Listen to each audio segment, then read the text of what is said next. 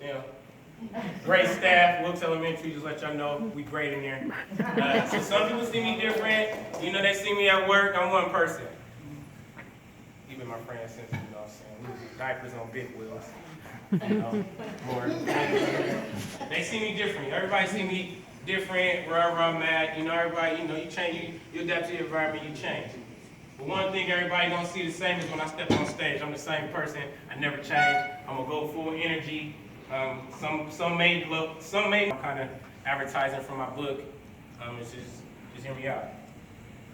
I said I asked this young boy, was his father still in the picture? It caught me off guard when he showed me a wallet size.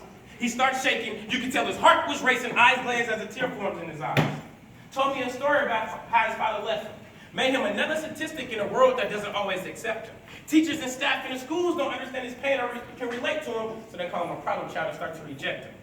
So if it takes a village to raise a child, he must be living on his island of his own, because it wasn't just his father, but also his community that left him all alone. Oh, wait. I just mixed two poems up. Woo! What's that one? Sorry. You got it.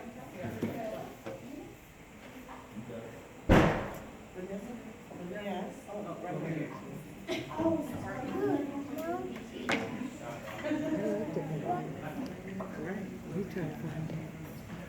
I was already going to start crying. Yeah, I'm trying. Okay. I'm gonna let her rock. I said, ask this young boy. No, I really didn't mess up. I just want to hear.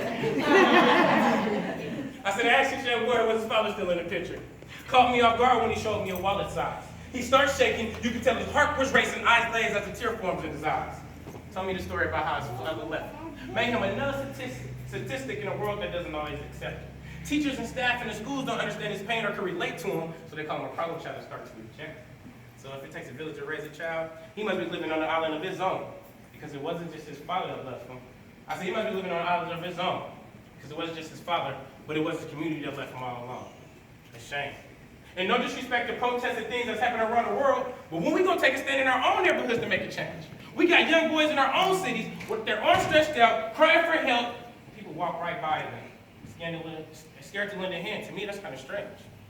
Kind of strange because them same young boys that they talk about, they blast on social media and talk about on the news, yelling that this gang violence has to stop. There must be something that we can do.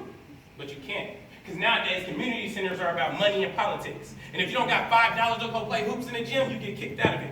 Basically, sending them right back to the streets, then people get right back on the news saying they need to stay out of it. Man, this is making me sick.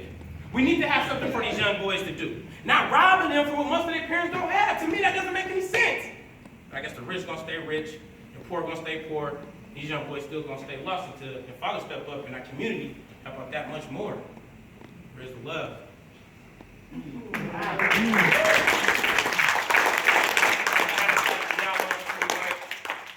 mean, you know, growing up, I grew up without a father in my home. He's my older brother, but my brother just came from Atlanta. Cousin from California, they flew out here to celebrate my mom's birthday tomorrow. Happy birthday, Mom. We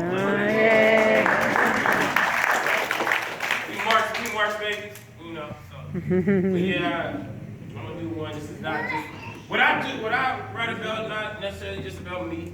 I write about different situations that people might go through, that I might go through, that we all might go through. But I said it gets hard out here in Lonesome. Because I grew up in a family where family communicated, family communicated, and they came to a conclusion that no one wants them. So what was I supposed to do? They didn't have no other options, so I went for the drugs and advice to help me make it through. But now walking down the street with holes in my clothes and 2 left shoes. My family always told me I wasn't going to be nothing, so why go to school? Pops always said, don't work too hard for another man. So getting a job was out of question. Never really knew right from wrong, so there wasn't no second guessing. You see, I always thought that having a child was a blessing. But I grew a rough life. I was childhood depression, and now I'm always stressing. You see, this life got so hard that I couldn't escape. Ever since that first day at that hospital, you see, I knew I was a mistake. You see, you hear about people winning the lottery? But why couldn't I get that big break? But I ain't asking for $1 million, just a hot shower, some clothes, and a little bit of food on my plate. But yet, if I had one wish, I wouldn't wish for no hot shower, no clothes, or even no food on my plate. I would go back in time and look at the day I was born and ask God to erase that day. See, none of this would have happened if I never was born. God showed me a good lesson that gotta stay strong when you're walking through that storm. Lost and found.